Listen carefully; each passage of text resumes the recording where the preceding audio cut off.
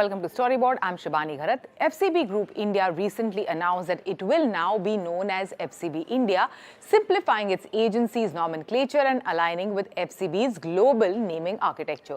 This change reflects the network's intent to create clarity in structure and consistent representation across their markets. As a part of this transition, the agency previously referred to as FCB India, a sub-brand within the group, has now been rebranded as FCB Neo. We are in conversation with Dheeraj Sinha, Group CEO of FCB India and South Asia, on this bold rebrand. He is also speaking with us about many things, including the shifts in the advertising ecosystem, marketers being obsessed with data dashboards, and with many brands moving content creation in-house. How does FCB India remain indispensable in this increasingly decentralized model? After the new rebranding, what are the tangible shifts, in the brand and the client perception, and also, the overall business that you see or expect? So see, the rebranding is largely to celebrate the momentum that the group has been having for last 15-18 months. So we wanted to use this occasion to more clarify and simplify the brand. Because say from a global perspective, you say FCB New York or you say FCB Canada and you say FCB India, right? So we just wanted to collapse that, make it simple, easy to roll on the mouth, and also very simply bring the four agencies together, which is FCB Neo, FCB Connect, Interface and Olka to form a group. So the exercise is more for simplification, ease of understanding nomenclature, aligning with the global framework of how we are labeled everywhere, and to signal the momentum that the group is having for last couple of months. And in specific within that, if you look at the name FCB Neo, it's about that agency being the arrowhead for all the new age work in terms of modern marketing, whether it's influencer-led work or digital-led work or platform-led work that Neo has been doing across clients like Uber, Google, KFC, and so on and so forth. So that's really the context for the rebranding. Dheeraj, also give us an understanding on, the current advertising agencies and creative agencies ecosystem, given, the attention span is going down, the inflation is going up, we know all about the trade tensions, we know about the market fluctuations. So what is happening and how are, agencies coping up with all of these challenges coming their way? I think the first thing is to accept that there is a dramatic transformation happening in the marketplace, right? And it's not just advertising as a business. The whole ecosystem is changing. The way people are interacting with brands, business, the way macroeconomic environment is shaping up, everything is changing. So change has to be flipped as growth. If you don't have that attitude, you will suffer and you will die in this environment for sure. So the fact that the agency model needs to reinvent itself is written on the wall. For us, we're saying that we have to be full funnel. So all our agencies can go from very, very high-end strategy. And when I'm saying high-end strategy, I'm not just saying comms. I'm saying we can help our clients figure what game to play. Right? So we go from very high-end strategy to mainline, to digital, to CRM, to production, to media, all of it. So what is happening is that a relationship with a client, which I was doing only 100, now I can do 150 with the same relationship. So a lot of our growth is coming from organic by doing more with the same clients. So we get more revenue from the same relationship. So we are more profitable, we can hire more people, we can pay them better. Second, the client is getting one throat to choke. So we are entering the client with what is your KPI, and we are taking them through the journey, all the way till production and media, and we are holding ourselves responsible for the outcome. Right? It's not that, oh my God, I didn't get my delivery, so call the ORM agency, or now ORM agency, the media agency didn't deliver. So these are the large changes, some of which we are proactively embracing. So for the client, it's one throat to choke. For us, it's full funnel. And therefore, we are bringing a lot more money back into the system. So one throat to choke for the client and full funnel for you guys is like the shift that you are seeing. What is the shift, in the consumer behavior that you have observed over the past couple of months at all? I think from a market perspective, right, the conversation, there's a K-shaped market is a reality. We're seeing that across the board. I think brands which are on the premium end, which are selling upgradation, are doing well. So mobile phones are doing well. We sold a good number of two-wheelers last year during the festive. All of that is doing well. There's stress at the bottom of the funnel. There's reorganization of the wallet. There's commodity pressure. Prices are going up. There's clear indication of downtrading. The real market in India, Shivani, right now, talk to me about, I'd say, is the top 50 million where the money is being spent. So if you're playing your game there, you're doing well. If you're at the bottom of the funnel and you're in a commodity space, you're suffering. Yeah. Dheeraj, since you are a strategy person and we know that marketers today are obsessed with data dashboards. So given the situation, how do you get back, that human insight at the heart of creative strategy? Yeah, I think data is in fact aiding human insights, right? Because so many times you see a piece of a data and it tells a dramatic story. I remember a long time back I was running a pitch for a juice brand. And one piece of data which shaped our whole strategy was that the unorganized juice market, right, was 100 times more than the organized juice market. Yeah. Now that just one piece of data tells you so much of story that Indians are not having packaged juice, but they are having juice everywhere on Haji Ali Juice Center and Ram Juice Center in Banaras. And they're not just drinking juice, they are eating juice. There's masala. There's a whole world out there. So there is a room for everyone to grow the market together rather than competing with each other. Absolutely. So data also tells you stories. You have to mine it in the current way. That's one use of data. The second use of data, I think, in between, say, for a decade, we got so fascinated by social media metrics of engagement and likes and retweets, right?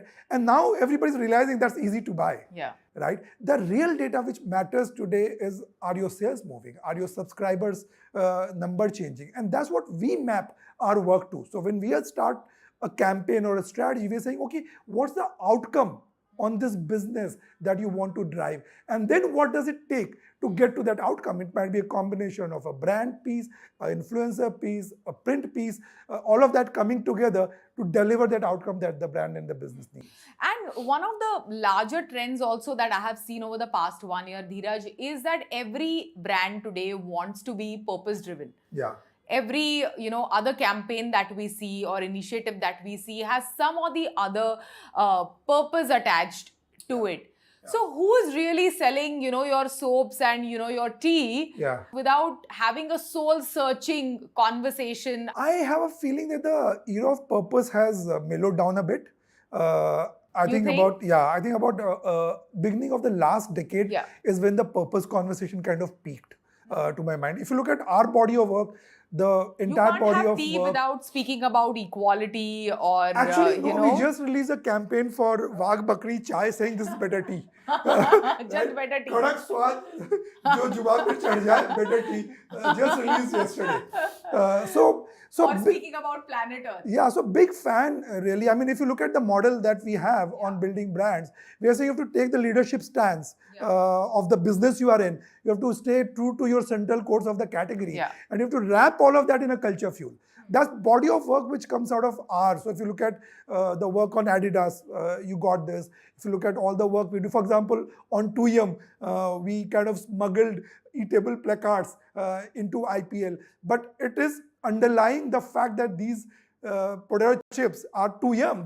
They are crispy. So body of work that we are doing is passing through the category. It's selling the advantage of the product and shifting consumption behavior for the brand. I think there's a movement for that kind of work, not just in India, but globally. I'm not a big fan of purpose. I'm a big fan of solving large problems, right? And those problems have to be aligned to the business that you are in. Right? I mean, there's no point me trying to solve a world unity problem if I'm a sanitary pad brand. But if I'm a sanitary pad brand, I can solve for education for young girls. Right? Because that's aligned to the line of my business. Girls stay in school, they buy more pads, my business increases. So I think solving problems as a North Star rather than everybody having to find a purpose. I mean, finally, purpose washing the consumer. Do you think there is a fatigue in the consumers when it comes to seeing so much of purpose, slapped on their faces? I think fatigue in the consumer. I also feel fatigue in the fraternity, right? I mean, I remember about 5 years back, there would be client briefs saying, "Oh, let's do a workshop to find out a purpose." I haven't had that brief in a bit now. Also, another thing that we have seen overall in the past few months is that how many of the big companies are moving their, like people in-house and setting up their own in-house agencies and content creation teams. Yeah. So, do you look at it as a threat for, the agency business at all? How do you make FCB India indispensable in the eye of the client? Yeah. What are the ways in which I think you do a lot that? of clients have tried that. Some of the clients have actually tried that. It has failed and it has come back. I'll tell you where it works and where it doesn't work. So, what clients nowadays call lo-fi content, that they're just very flat video content on how to do stuff, or say if you're a finance brand, on how to do stock trading, simple tips, etc., etc. Clients nowadays feel that lo-fi content is easily done at speed, low cost, in-house by putting a small team together, and they may succeed with that. When it comes to defining work for the brand, shifting the gear from say 100 million consumers to 150 million consumers, building a brand, shifting the needle on a category, etc. Bulk of the work is being done by agencies. The strategy is being done here, the creative is being done here, the through the line mid-funnel work is being done here. So I feel for everyday content and performance marketing, those are two buckets where the business is shifting in-house, and I think clients are succeeding with that. But everything else, I think agencies are still holding the rules. And if you ask me, has, for example, in-housing had a huge dent on our India business? The answer is no. No? Yeah. Why is that? Because, I mean, and especially in a market like India, right? I mean, either you're launching a new category, you're changing a behavior to say, come online, do stock trading, or you're changing behavior, buy my wallet, or you're saying shift to probiotic dahi. So across the board, either you're changing behaviors, you're asking for greater market share, right? You're asking for huge blip in your sales, etc. And a lot of those problems cannot be just solved by lo-fi, bottom of the funnel content or performance. In fact, the cost of performance goes higher and higher if your brand doesn't have a easy search value in consumers' mind. I've been on businesses where the search of the cost of performance was going through the roof, and we built some air cover for the brand, and the cost of performance went down. Right? So I think brands are realizing that even the new age brand startups who went from, say, the early journey of, say, 0 to 10 million consumers, you can do through performance and influencers. But post that is when you need brand thinking, you need mid-funnel work, you need top-funnel work. And I think it's the agencies which are doing all the body of work. We are speaking right at the start of the award season with Abby's and Cannes going forward. What are your expectations, and what is some of the work that you expect to win going forward in the coming months? What is the body of work that you are truly proud of as a leader? Yeah. I think this is a large body of work which has come out of our agencies that I'm proud of, and proud of not essentially from an award perspective, because I've always gone on a limb and said that I do not engineer the agency for awards. I mean, I will never engineer the agency for the awards. We engineer the agency for great work which delivers to clients' businesses. And I mean great work, so not boring work, not bad work. We want to do great work, we want to do awesome work, we want to do creatively sparkling work. But for us, it's very important that work moves the needle on clients' businesses, right? And if you look at, for example, a lot of work, for example, this work which has come out of FCB interface around Lucky Yatra, which is around the solving for the ticketless travel. There's work which we've done for Navneet around color blindness, all brand work, solving for real problem, etc., which is exciting. There's work from FCB Ulka that we've done with the Bharat Times around changing the Hindi language and making it more progressive and including words which celebrate professions and success of women, which never existed in the language. There's work from FCB Neo, on Uber One, where there's a promotion called Uber One, and we said this promotion is only for people who have one in their names, right? So that kind of work. There's work from Connect on the 2M placards being kind of smuggled inside IPL, and so there's a large body of work that I'm happy about and proud about. It reflects the momentum that the group has. The fact it's come across agencies, not just one agency which is firing. Now, whether that wins or doesn't win is in the hands of the jury, and I'm okay about it. Great. All the best for that. Thank you so much. Thanks for joining us today. Yeah, great talking to you. It is time for a short break. On the other side, we're catching up with Puneet Das, President of Packaged Beverages at Tata Consumer Products, on the evolution of their Jagore initiative. And he's also speaking to us about how is India drinking tea today.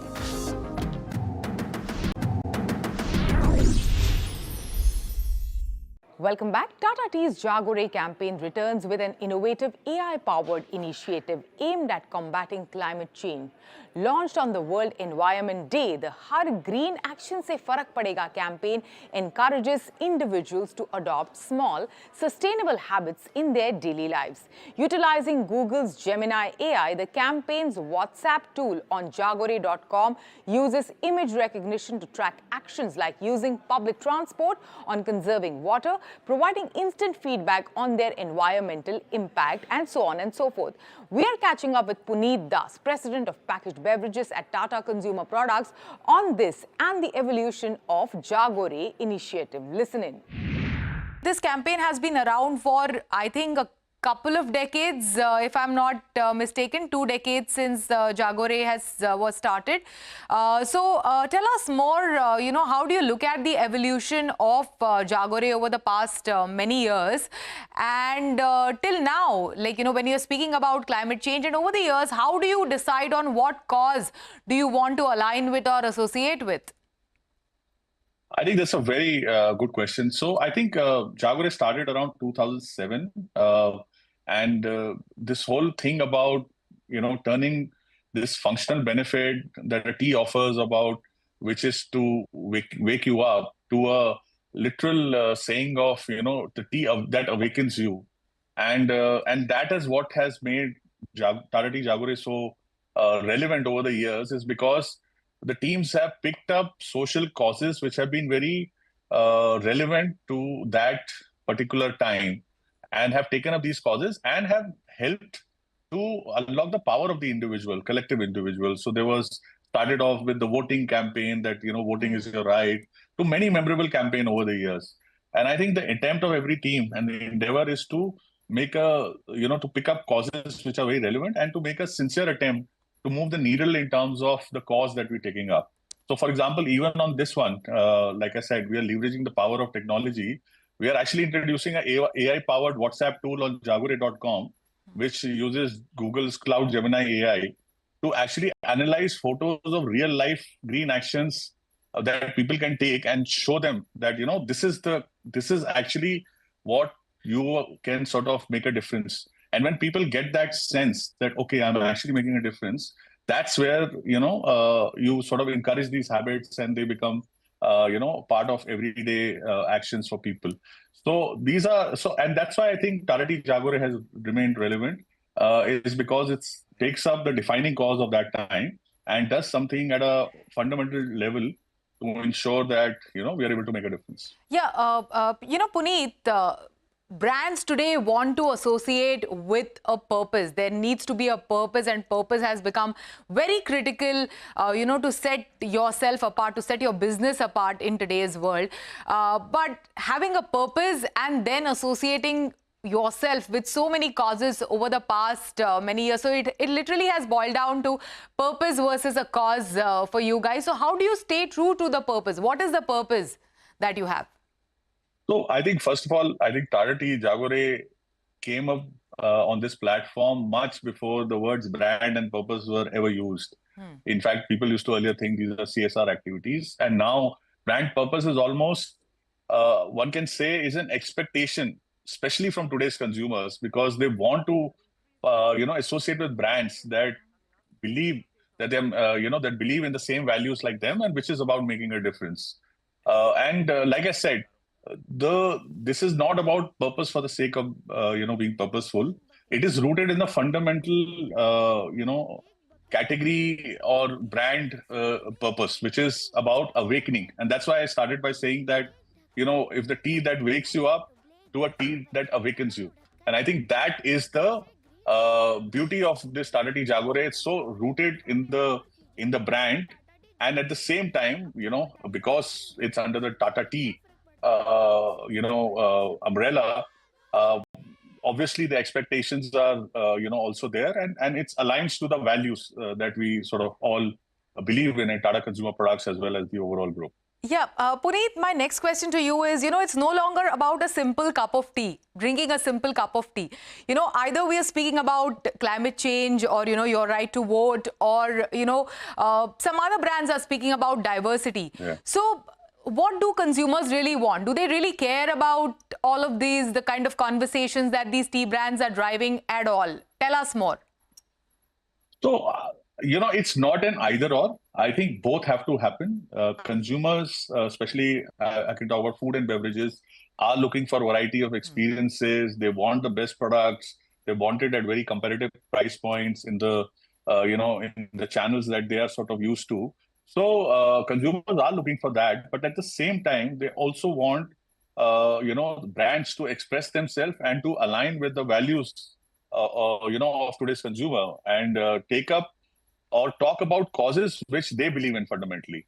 So, which is why, earlier, one could see that, it was some brands were attempting to do an either or.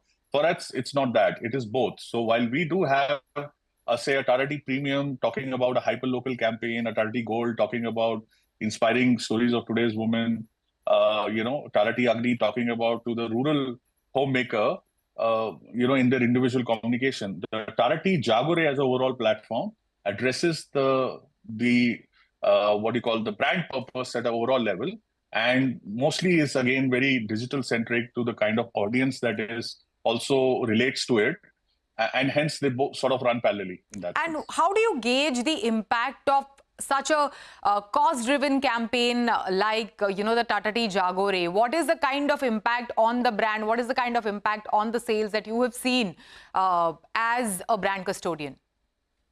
So we have in fact measured it over the years, and what campaigns like this, what it's helped us to do is give that leadership stature to the overall portfolio. So it doesn't matter what your market share is, but to the consumer, it gives you that persona. It helps you relate to them at a much deeper level, drive emotional and meaningful connections, which is what at the end marketing is about. It's about strengthening the memory structures, ensuring that when consumers are out there seeking products in your category, you are there at the top of the mind. And that's what campaigns like Tata Tea Jagur managed to do. They have a great rub-off effect on all the Tata Tea brands, and strengthen apart from, strengthening the brand purpose credentials, it does, give them this sort of an aura or a leadership, sort of rub-off, which helps us win in the marketplace eventually. And Puneet, finally, before we go, give us an insight on the category. How is India drinking tea today? There's been an inflationary environment. We are going to get into the new season, so we'll see how that turns out. And hence the past 6 months has really been about, how do you manage the overall consumption growth story while, sort of managing to manage the inflationary cost and sort of pass it on to consumers in a way that they also don't get impacted too much. And I think if you go by our Q3 performance and the results have been out there, we have managed to sort of outpace, some of the competition. And we have been able to do that because we are sort of driving both premiumization, which is one end of the category, at the same time managing to ensure that we have got very competitive and very relevant offerings at the mass or at the bottom of the pyramid. So whether it's being at the right SKU, at the right price point, expanding our physical reach on our brands like Tata Tea Agni and Tata Tea Elaichi, at the same time driving growths in our brands like Tata Tea Gold, Tata Tea Premium, which play at the premium mass at the premium end of the market. So it's about ensuring that you are relevant to all sides of consumers who are feeling this kind of sort of a budget pressure in the inflationary environment, by being at the right SKU, right price points, and ensuring that we are competitive in the market. Great. Thank you so much. Thanks for joining us today and sharing your insights with us. Thank you, Shivani. Pleasure being here. Thank you so much. With that, it's a wrap on Storyboard this week. You can catch all of our action on Facebook, X, and YouTube. Thanks for watching. We will be back same time next week. See you soon.